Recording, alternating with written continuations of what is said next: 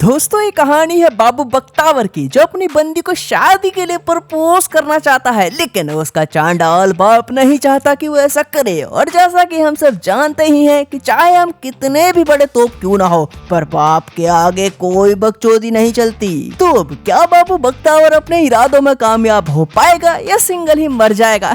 आइए जानते हैं। तो कहानी की शुरुआत होती है बाबू बख्तावर के बचपन से, जहां वो हमें बताता है कि मेरा जन्म इटली के सिसिलिया में हुआ और कैसे मेरे डैड हमारी फैमिली को वर्ल्ड वॉर के दौरान भूखमरी से बचाने और एक बेटर लाइफ के लिए शिकागो ले आए। वैसे हर बच्चे की तरह बचपन में मेरे लिए भी मेरे डैड मेरे सुपर हीरो थे। उन्होंने मेरे लिए कुछ रूल सेट करे, जैसे समय चलायमान होता है वो किसी के लिए नहीं रुकता, इसलिए उसे व्यर्थ मत करो, जितनी चादर हो उतने ही पैर पसारो, दिखावे की जिंदगी मत जियो। अब इतने उच्च विचार सुनकर आप लोग भी उस महान शख्स से जरूर मिलना चाहोगे, तो लीजिए यह है मेरे डैड सेल्वो, इटली के जाने माने हजाम। पर इन्हें पसंद नहीं कि इनको कोई हजाम कहे, क्योंकि इनके लिए ये कोई काम नहीं बल्कि एक कला है, जिससे वो किसी भी रानू मंडल को रवीना टंडन बना सकते हैं। उन्होंने मुझे सिखाया कि हम अपने पैसे कैसे बचा सकते हैं, क्योंकि उनका मानना है कि जो काम हम खुद कर सकते हैं उसके लिए फिजूल खर्ची क्यों। जैसे मैंने बर्थडे पर उनसे एक स्केट बोर्ड मांगा तो उन्होंने वो खरीदने की जगह खुद बनाकर मुझे गिफ्ट किया।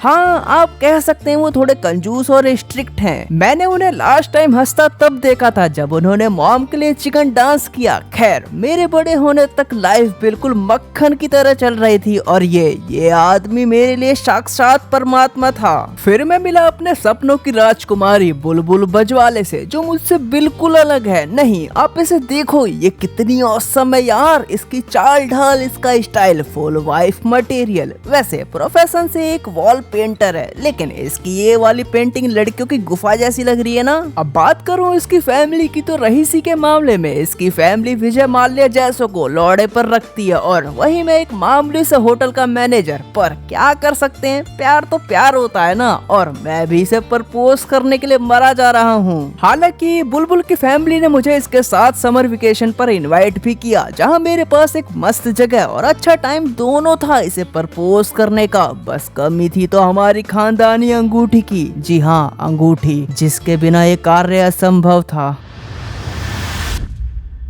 आगे हम देखते हैं बाबू बख्तावर फुल कॉन्फिडेंस में अपने फादर से वो रिंग मांगने जाता है, जहाँ उसके डैड कहते हैं, चला जा भोसड़ी के, मैं वो रिंग तुझे किसी कीमत पर नहीं दूंगा, क्योंकि वो रिंग हमारे खानदान की धरोहर है, जिसे तेरी परदादी ने तेरी परदादी को दी, फिर तेरी परदादी ने तेरी दादी को दी, फिर तेरी दादी ने तेरी माँ को, और अब तू चाहता है कि मैं वो तुझे दूं ताकि तू किसी भी ऐरी गैरी लड़की से शादी कर ले। बाबू कहता है वो कोई ऐरी गैरी लड़की नहीं है, खानदानी है, खानदानी। विजय माल्या जैसे उनके यहाँ पानी भरते हैं। सेल्वो बोलता है, बेटा जरूरी नहीं कि हर सूट बूट वाला अमीर हो, फकीर भी तो हो सकता है। मैं पहले उसकी फैमिली से मिलूंगा और फिर उन्हें परखने के बाद ही तुझे रिंग दूंगा। बाबू वो काफी बड़े घराने के हैं, आप उनसे जूम के जरिए बात कर लेना। और यहाँ बात अमीरी गरीबी की तो है ही नहीं, मैं उस लड़की से बहुत प्यार करता हूँ, मैं काफी टाइम से उसे प्रपोज करना चाहता हूँ, और जब मुझे सही टाइम और जगह मिली तो आप मुझे रिंग ही नहीं दे रहे। सेल्वो, जगह? कौन सी जगह? बाबू, बुलबुल की फैमिली ने मुझे इस वेकेशन पर इनवाइट किया है। अब ये सुनते ही सेल्वो और भड़क जाता है, कहता है, हमने वेकेशन हमेशा साथ में बिताए। 50 साल पहले मैं यहाँ आया, यूएस मिलिट्री ज्वाइन करी ताकि तेरी और तेरी माँ को एक बेटर लाइफ दे सकूं। तेरी बचपन में हर ख्वाहिशें मैंने पूरी करी, और तू अपनी माँ के गुजर जाने के बाद मुझे अकेला छोड़कर किसी और के साथ वेकेशन बिताएगा। देख रही है ना तू रामकली, हमारा बेटा कितना बड़ा हो गया, वो अपने बूढ़े बाप को अकेला छोड़कर जाएगा वेकेशन बिताने, वो भी सिर्फ एक लड़की के लिए। यही दिन देखना बाकी था। अब सेल्वो की बात सुनकर बाबू बख्तावर समझ जाता है कि बुढ़ऊ ऐसे ही बकचोदी करते रहेंगे और बुलबुल की फैमिली से मिले बिना रिंग तो उसे घंटा भी नहीं देंगे। फिर वो जाता है बुलबुल के पास, कहता है, सॉरी यार, मैं अपने डैड को अकेला छोड़कर नहीं आ सकता। बुलबुल कहती है, अबे चूतिए, तो तू उन्हें भी अपने साथ ले आना, इसी बहाने हमारी फैमिली आपस में मिल भी लेंगी। जिस पर बाबू कतराने लगता है। दरअसल वो अपने डैड को बुलबुल की फैमिली से मिलवाने से डर रहा था, क्योंकि उसे डर था कि बुढ़ऊ कहीं कोई रायता ना फैला दे अपनी ओल्ड थिंकिंग की वजह से। बट एट द एंड बाबू उसके फोर्स करने पर मान जाता है। अब वो आता है अपने डैड से पूछने, जिस पर सैल्वो साथ चलने के लिए झट से मान जाता है। बाबू सोचता है बाढ़चोद जरूर कुछ गड़बड़ है, इसलिए वो सैल्वो को समझाने लगता है कि आप कृपा करके उनसे अच्छे से बिहेव करना। जिस पर सैल्वो कहता है अच्छा भीसड़ी के, अब तू मुझे सिखाएगा बिहेव कैसे करते हैं। बेटा किसान को खोदना और बाप को चोदना नहीं सिखाते। मुझे तेरी तो पता नहीं, लेकिन बुलबुल की फैमिली मुझे जरूर पसंद कर लेगी।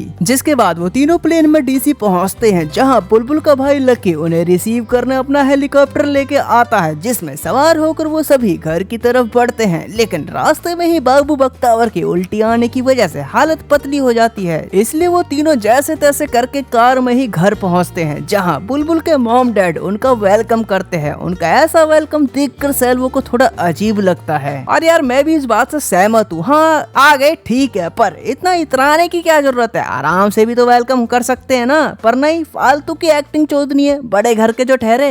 खैर सभी अंदर आते हैं, जहाँ बुलबुल के डैड बिल बाबू और सैल्वो को उनके दूसरे बेटे डग से इंट्रोड्यूस करवाते हैं, जो साला एनी टाइम तंत्र मंत्र ही किया करता था ताकि बुरी शक्तियाँ उनसे दूर रहें। आगे उन्हें पूरे घर का टूर करवाया जाता है, जिसे देखकर बाबू की गांड फट जाती है। कहता है वाह अंकल क्या झकास घर बनवाया है आपने। जिस पर बिल अपनी अमीरता का बखान करते हुए उस रूम में रखी एक टेबल के बारे में बताता है कि ये टेबल बहुत खास है, इसे प्राचीन काल की लकड़ियों से बनाया गया है। सैल्वो बोलता है क्या फर्क पड़ता है, यूज तो इसका तुम चीजें रखने के लिए करते हो ना, इसमें कौन सी बड़ी बात है। फिर बिल वहाँ दीवार पर लगी एक पेंटिंग के बारे में बताता है। कहता है ये मेरी ग्रेट ग्रैंड माँ ने बनाई थी। सैल्वो माफ करना यार, तुम्हारी ग्रैंड माँ दिमाग से थोड़ी पैदल थी क्या, अरे ऐसी पेंटिंग तो दूसरी क्लास का बच्चा भी बना दे। बाबू बख्तावर साइड में खड़ा अपने बाप की हरकतें देखकर सदमे में था कि साला बुढ़ऊ ये नहीं होने देगा शादी। इसके बाद वो सभी एक महंगे से रेस्टोरेंट में लंच के लिए जाते हैं, जिसके बारे में भी बिल डींगे हाँकने लगता है। इतने में वहाँ वेट्रेस आती है, जो उनसे उनका ऑर्डर लेती है।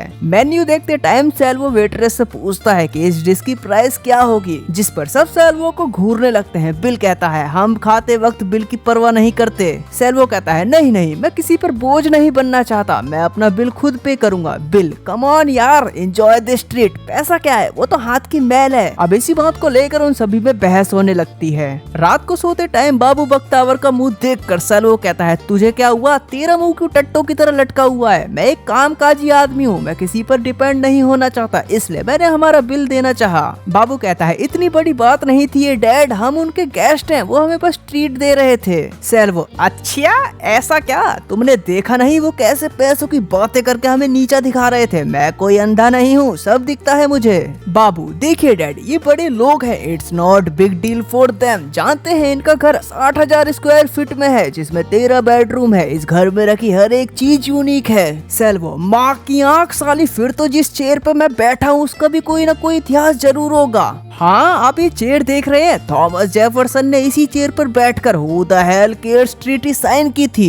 अरे हाँ हाँ बिल्कुल, क्यों नहीं, उस टॉयलेट को अब्राहम लिंकन ने ही यूज किया था ना। देखो देखो उसकी टट्टी अभी भी वहाँ चिपकी हुई है। हद भाड़चोद, ऐसा लग रहा है मैं किसी घर में नहीं बल्कि एक म्यूजियम में हूँ। बाबू कहता है डैड मैं बुलबुल से बहुत प्यार करता हूँ और उसी से शादी करूंगा, इसलिए आप प्लीज प्लीज उसकी फैमिली को एक मौका दें। तो अब बाबू के इतना अप्रोच करने पर सैल्वो भी मान जाता है। वहीं दूसरी तरफ बुलबुल के मॉम डैड उससे उसके काम के बारे में पूछ रहे होते हैं, जिसमें वो उन्हें बताती है कि उसके सारे डिजाइन सेल हो गए और क्लाइंट्स को उसके और डिजाइन चाहिए, जो सुनकर वो बहुत खुश होते हैं। अब ऐसे ही बात करते करते उसके पेरेंट्स उसे शादी के बाद बाबू को लेकर उनके साथ ही डीसी में रहने के लिए कहते हैं, जिस पर बुलबुल कहती है नहीं, बाबू के डैड हैं, उसकी एक अच्छी जॉब है और हम दोनों शिकागो में ही खुश हैं। मुझे आप लोगों के साथ रहना पसंद है, लेकिन हम शिकागो में ही रहेंगे। जिस पर उसके पेरेंट्स उसे ज्यादा फोर्स करते हैं, तो वो वहाँ से गुस्सा होकर चली जाती है। अगली सुबह सैल्वो और बाबू वॉक के लिए जाते हैं, जहाँ बुलबुल की मोम टिगर और उसका भाई लकी टेनिस खेल रहे होते हैं, जिन्हें देखकर सैल्वो कहता है क्या बेकार खेल है, बस बॉल को इधर से उधर मारते रहो। शॉट खेलते टाइम ये ऐसी आवाज निकाल रहे हैं जैसे एक मार रहा हो और दूसरी मरवा रही हो। जरा इनके कपड़े तो देखो, इसमें लड़कियों का पिछवाड़ा साफ दिखता है। बाबू बोलता है हाँ ठीक है, इसलिए तो आप मुझे भरी गर्मी में स्वेटर पहना कर लाए हो। लिसन डैड, मैं ये गेम बस इसलिए खेल रहा हूँ ताकि आप बिल के साथ बैठकर थोड़ी बातचीत कर सके, उन्हें अच्छे से जान सके। आगे जब बाबू बख्तावर टेनिस खेल रहा होता है तो सैल्वो बिल से बात करता है, कहता है तो बिल तुम इस होटल बिजनेस में कितने सालों से हो? बिल कहता है लगभग 50 सालों से। ये होटल मेरे डैड से मुझे विरासत में मिले हैं। जैसे तुम्हारे ब्लड में हेयर्स काटने हैं वैसे मेरे ब्लड में होटल्स चलाने हैं। सैल्वो कहता है ऐसा क्या? मेरे डैड से तो मुझे विरासत में बस एक ऊंट मिला था जिसे देने के बाद वो अगले दिन ही टपक गए। जब सैल्वो और बिल अपनी बातों में लगे थे वहीं हम दूसरी तरफ देखते हैं बाबू बख्तावर मैच में बुरी तरह हार रहा था, जिससे टिगर उस पर काफी गुस्सा होती है। बुलबुल उसके पास आती है और कहती है भीसड़ी के आखिर तुझे हुआ क्या है? पहले तो तू टेनिस मेरे साथ बहुत अच्छा खेलता था।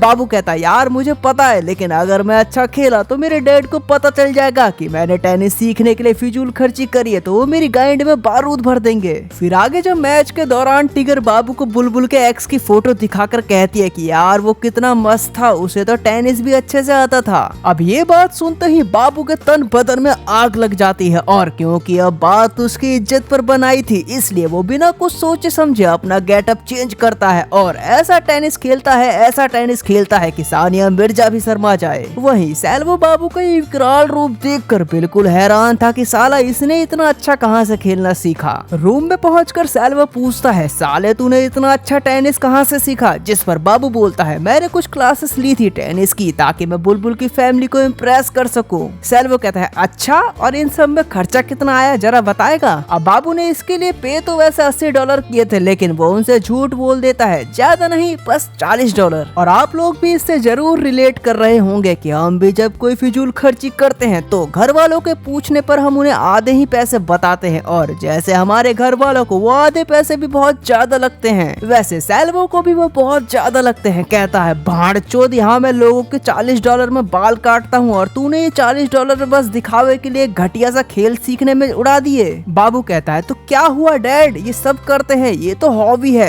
सैल्वो हॉबी नहीं, कूल बनने का दिखावा है बस। आगे वो सभी उनकी बोट पर एंजॉय कर रहे होते हैं जहाँ बिल बाबू से इम्प्रेस होकर उसे अपने होटल में एक बड़ी पोस्ट पर जॉब ऑफर करता है। बुलबुल कहती है डैड ये बहुत बड़ी बात है, जिस पर बिल कहता है डोंट वरी बेटा, हमें बाबू बहुत अच्छा लगा और ये इसके काबिल भी है। अब इस ऑफर को सुनकर बाबू और बाकी सब तो काफी खुश थे, लेकिन वहीं सैल्वो थोड़ा उदास सा लगता है, पर उस टाइम वो किसी से कुछ नहीं कहता। फिर जब बाबू बिल के साथ उनके होटल के कैटलॉग देख रहा था तब वो देखता है कि बुलबुल की सारी पेंटिंग्स उन्होंने अपने ही होटल में लगा रखी है, जिसे देखकर वो हैरान होता है। पूछता है क्या बुलबुल को इसके बारे में पता है? बिल कहता है नहीं, और क्या फर्क पड़ता है, हमारी बच्ची कामयाब और खुश है, इसलिए तुम भी उसे इस बारे में कुछ मत बताना। तभी वहाँ बुलबुल और लकी भी आ जाते हैं। लकी बाबू को ऑफर मिलने की खुशी में उनके साथ और एंजॉय करने के लिए कहता है, जिस पर बाबू भी मस्त बैली फ्लाई बोर्ड पर बुलबुल और उसकी फैमिली के सामने इम्प्रेशन झाड़ने के लिए हवाबाजियां करने लगता है। अब सैल्वो को बाबू का ये सब करना बिल्कुल भी अच्छा नहीं लगता। तभी वहाँ पर टिगर आती है। वो सैल्वो से कहती है आप लोगों ने बुलबुल का शिकागो में बहुत अच्छे से ख्याल रखा, उसके लिए थैंक्स, पर क्या बुलबुल शादी के बाद बाबू को लेकर हमारे साथ यहीं डीसी में रह सकती है? हम उनका अच्छे से ख्याल रखेंगे। जिस पर सैल्वो उसे साफ मना कर देता है, कहता है मुझे नहीं लगता बाबू मुझे और शिकागो को छोड़कर कहीं और जाएगा। अब इसी दौरान बाबू हवाबाजियां करते करते अपनी चड्डी पानी में ही भूल जाता है, जिससे उसके राई के दाने को सब देख लेते हैं और उसकी घनघोर बेइज्जती हो जाती है। सीन अब शिफ्ट होता है और हम देखते हैं कि सैल्वो बाबू की बकचोदियों से तंग आकर अपना सामान पैक कर रहा था। तभी वहाँ बाबू आता है और कहता है डैड आप ये क्या कर रहे हैं? अभी तक तो ना आपने मुझे रिंग दी है और ना ही मैंने बुलबुल को प्रपोज किया, तो आप कहाँ जा रहे हो? सैल्वो कहता है भीनसिड़ी के, तुझे क्या लगता है तेरी आज की करतूतों को देखकर मैं यहाँ एक पल भी और रुकूंगा? मैं यहाँ से जा रहा हूँ और तुझे भी आना होगा मेरे साथ। बाबू बोलता है क्या ड्रामा है डैड, ये इतनी बड़ी बात तो नहीं, वो बस एक एक्सीडेंट था। बुलबुल मेरा टूरू लव है, मैं उसे छोड़कर कहीं नहीं जाऊंगा। सैल्वो अजी लिंड मेरा टूरू लव, तू यहाँ जब से आया तब से दिखावे की ही जिंदगी जी रहा है, वो बनने की कोशिश कर रहा है जो तू नहीं है, जबकि प्यार में तो लोग वैसे ही एक्सेप्ट कर लिए जाते हैं जैसे वो हैं। मैंने तुझे ऐसे बड़ा नहीं किया था। बाबू मैं कोई दिखावा नहीं कर रहा, बस कोशिश कर रहा हूँ, जबकि आप तो वो भी नहीं कर रहे हो। पता है आपकी प्रॉब्लम क्या है? आप नई चीजों को फेस करने से डरते हो, अपनी पुरानी सोच के चलते। एनी टाइम आपके फेस पर गुस्सा होता है। देखो देखो अब भी आपको देखकर ऐसा लग रहा है कि गुस्से में आप पड़ोसियों के बच्चे तक निकल जाओगे। अब बाबू की ये बातें सुनते ही सैल्वो उदास हो जाता है। कहता है पहले तेरी माँ मुझे छोड़कर चली गई, अब तू मुझे छोड़कर चला जाएगा। बाबू कहता है नहीं, मैं आपको छोड़कर कहीं नहीं जाऊंगा, बस मैं इतना चाहता हूँ कि आप भी थोड़ी कोशिश करें लोगों को समझने की। तो अब जैसा कि हम सब जानते हैं कि औलाद साली चाहे कितनी भी निकम्मी क्यों ना हो, माँ बाप उसकी खुशी के लिए सब कुछ करते हैं। तो सैल्वो भी यहाँ वही सब करता है जिससे वो बुलबुल की फैमिली के आगे नंबर बना सके। वो सुबह जल्दी उठकर सबके लिए ब्रेकफास्ट बनाता है, उनके डॉग को बाहर सैर पर ले जाता है और सबसे घुलने मिलने की कोशिश करता है। जो सब देखकर बाबू थोड़ा कंफ्यूज था, लेकिन सैल्वो यही नहीं रुकता। वो डीसी में वेकेशन पर होने वाले कंपटीशन में पार्टिसिपेट भी करता है और सबको पछाड़कर कंपटीशन जीत भी लेता है, जिससे बुलबुल और उसकी फैमिली काफी खुश होते हैं। लेकिन वो कहते हैं ना, जरूरी नहीं कि हर चीज हमारे अकॉर्डिंग ही हो, क्योंकि जब सब कुछ अच्छा चल रहा होता है और सैल्वो बालकनी में बैठा होता है, तभी वहाँ बुलबुल टिगर के साथ आती है। टिगर एक सैनिटर थी और उसे थोड़ी देर में एक इंटरव्यू के लिए जाना था, लेकिन उसका बार छुट्टी पर गया होता है। तो वो सैल्वो को ही अप्रोच करती है कि वही टिगर के बाल बना दे, और सैल्वो कर देता है यहीं पर एक कांड। जब बाबू बाहर खड़ा होकर सैल्वो और टिगर की बातें सुन रहा होता है, उसी टाइम वहाँ बुलबुल आती है और उसे बताती है कि उसके डिजाइन जिन्होंने खरीदे थे उन्होंने और ऑर्डर्स किए हैं, जो सुनकर बाबू काफी खुश होता है। लेकिन तभी उन्हें अंदर से आती है टिगर के चिल्लाने की आवाज। वो सभी दौड़कर अंदर जाते हैं और देखते हैं कि सैल्वो ने टिगर के बाल बनाने की जगह काट कर छोटे कर दिए, बिल्कुल खुद की तरह। वो इस पर बहुत गुस्सा होती है, लेकिन अब क्या घंटा कुछ होता, इसलिए उसे ऐसे ही जाना पड़ता है। वहीं दूसरी तरफ बाबू सैल्वो के साथ टिगर का इंटरव्यू देखते टाइम सैल्वो को डांटता है, कहता है डैड आपने अच्छा नहीं करा टिगर के साथ, आपको उससे माफी मांगनी चाहिए। जिस पर सैल्वो कहता है माफी? किस बात की माफी मांगू मैंने तो उसे एक हाई क्वालिटी का हेयर स्टाइल दिया जो उसके फेस से मैच कर रहा था। लेकिन बाबू उसकी एक नहीं सुनता और उसे टिगर से माफी मांगने के लिए फोर्स करता है। आगे जब टिगर घर वापस आती है तो सैल्वो उससे माफी मांगते हुए कहता है सॉरी यार, मैंने तुम्हारी बिना परमिशन के तुम्हें एक हाई क्वालिटी का हेयर स्टाइल दिया। टिगर कहती है बांचोद, इसमें मुझे सॉरी तो सुनाई दिया, लेकिन उसमें भी तू खुद की ही तारीफ कर रहा है। अब माहौल काफी गर्म था, तो सैल्वो सबको खुश करने के लिए उन्हें अपनी तरफ से एक इटालियन डिनर ऑफर करता है। वैसे डिनर तैयार करते करते यहाँ एक चमत्कार और होता है। दरअसल सैल्वो के दिए हेयर कट की वजह से टिगर की पॉपुलैरिटी डीसी में और बढ़ जाती है। अब जैसा कि सब सेट था और सैल्वो का बनाया डिनर भी सभी को काफी पसंद आता है, तो ये देखकर बाबू सैल्वो को थैंक्स बोलता है। फिर जब वो वाइन लेने जाता है तो बुलबुल उसे किचन में दबोच लेती है और उसे पकड़कर चुम्मा चाटी करने बाहर ले आती है। जब इनका कार्यक्रम चल रहा होता है तभी अचानक बाबू की नजर डस्टबिन में पड़े मोर के पंखों पर पड़ती है। वो समझ जाता है कि कुछ तो गड़बड़ है दया। वो दौड़कर अंदर जाता है जहाँ सभी चाट चाट कर उस डिश को पेल रहे थे। सैल्वो उसे इशारों में बताता है कि ये डिश उसने उनके पेट को मारकर बनाया है, जो जानते ही आगे वो आधी रात में उनके मरे हुए पेट की बॉडी को ठिकाने लगाने जाते हैं, जहां बाबू सैल्वो से कहता है डैड आपने क्या बकचोदी कर दी, अगर उन्हें पता चला कि वो अपने पेट को खा रहे हैं तो वो हमें लतिया कर घर से बाहर निकाल देंगे, मेरी शादी तो दूर की बात। सैल्वो कहता है साले तो और मैं क्या करता, मुझे उनका मूड ठीक करना था, उनके लिए डिश बनानी थी और उनके किचन में इस डिश के लिए कोई सामान ही नहीं था और बाहर वेकेशन के चलते सारी शॉप्स बंद थी, तो मैं क्या करता, निपटा दिया मैंने उनके पेट को। अब घर आने के बाद बाबू का मुंह टट्टो की तरह लटका देखकर सैल्वो कहता है बेटा ये सब मैंने तेरे कहने पर ही तो किया, ताकि मैं उन्हें खुश कर सकूं, यकीन मान मैं तेरी हेल्प ही करना चाहता था। बाबू कहता है आप इसे हेल्प करना कहते हैं, आपने टिगर के बाल काट दिए, उनके प्यारे पेट को निपटा डाला, आप मेरी मदद कर रहे हो या मेरी मुश्किलें बढ़ा रहे हो? मैंने आपको कोशिश करने के लिए कहा था, ना कि खुद को बदलने को। अब इतने एफर्ट्स के बाद भी जब सैल्वो को बाबू की डांट सुननी पड़ती है तो उसका दिमाग सटक जाता है। कहता है सारे घी के लठ, बदलने की बात तो तू कर ही मत, साले जो तू खुद नहीं है वो बनने की कोशिश कर रहा है, अपनी इंसल्ट करवा कर इन लोगों को इम्प्रेस कर रहा है, पता है तू ऐसे करके बहुत बुरा लग रहा है। बाबू कहता है मैंने आपको बस यहाँ रिंग के लिए बुलाया था, मुझे डर था कि अगर आप यहाँ आएंगे तो कोई ना कोई रायता जरूर फैलाएंगे और आपने वही किया। आप लोगों के बुरे दिखने की बात कहते हैं, लेकिन सच तो ये है कि सबसे बुरे आप है डैड, आप। जो बाबू की कही ये बात सैल्वो के दिल पर धम समस्या लगती है। अब अगली सुबह जब बाबू की नींद खुलती है तो वो उठकर देखता है कि उसके डैड वहाँ से जा चुके हैं। उन्होंने उसके लिए गुड लक लेटर के साथ साथ वो रिंग भी रखी होती है, जिसे देखकर वो बहुत खुश होता है कि फाइनली अब वो बुलबुल को प्रपोज कर पाएगा। वो मस्त तैयार होता है और बुलबुल की फैमिली के पास जाकर उनका जॉब एक्सेप्ट करता है और उसे प्रपोज करने के लिए उनकी परमिशन मांगता है, जिस पर बिल और टिगर भी खुशी खुशी मान जाते हैं।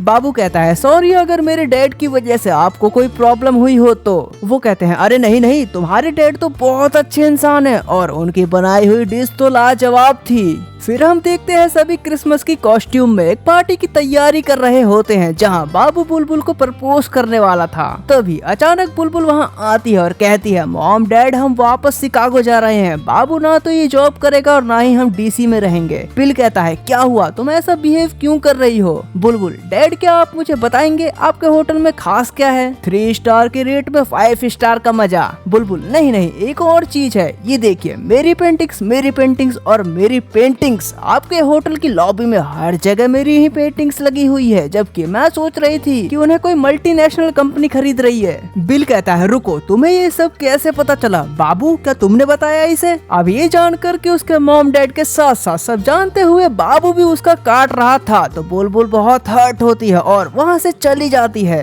बाबू उसे मनाने उसके पीछे जाता है, कहता है जो हुआ उसके लिए सॉरी बेबी, लेकिन क्या हुआ यार, वो तुम्हारे मॉम डैड है, वो तुम्हें खुश देखना चाहते थे इसलिए उन्होंने तुम्हारी हेल्प की। बुलबुल बात वो नहीं है, यहाँ सवाल मेरी मेहनत का है। मैं दिन रात एक कर देती हूँ, मेहनत करती हूँ डिजाइन बनाने में और मेरे पेरेंट्स मुझे दिलासा देने के लिए हेल्प के नाम पर मेरी ही बजा रहे थे। मैं खुद अपनी मेहनत से कुछ करना चाहती हूँ, अपने दम पर आगे बढ़ना चाहती हूँ, ना कि अपनी फैमिली के बिछाए ट्रैक पर चलना कि चाहे मैं जो कुछ कर लूँ, जितनी भी मेहनत कर लूँ, मुझे सक्सेस ही मिलेगी, एक फिक्स गेम की तरह। आगे वो बाबू से पूछती है तुमने मुझे एक बार बताया था कि तुम्हारे डैड ने तुम्हें स्विमिंग कैसे सिखाई? जिस पर बाबू कहता है हाँ मुझे याद है, उन्होंने मुझे बहती नदी में ही फेंक दिया था। बुलबुल कहती है एग्जैक्टली, इसलिए मैं तुम्हें इतना पसंद करती हूँ क्योंकि तुम इतने स्ट्रांग हो, हर सिचुएशन को हैंडल करना जानते हो अपने डैड की बदौलत, और मैं भी यही चाहती हूँ कि उनकी तरह मेरे पेरेंट्स भी बने। भाई अब ये बात सुनते ही बाबू को रियलाइज हो जाता है कि मेरे डैड बिल्कुल सही थे, असली मदरबोर्ड तो मैं ही हूँ। उन्होंने मुझे पढ़ाया लिखाया, मेरी हर जरूरतों को पूरा किया, इस काबिल बनाया कि आज मैं जो चाहे वो हासिल कर सकता हूँ, और मैंने उन्हें ही जलील कर दिया। जिसके बाद बस फिर क्या, वो बुलबुल को उसका वेट करने का कहकर वहाँ से सीधा लकी और डक को लेकर उल्टी करते करते सेल्वो को रोकने के लिए एयरपोर्ट पहुंचकर प्लेन रुकवाता है।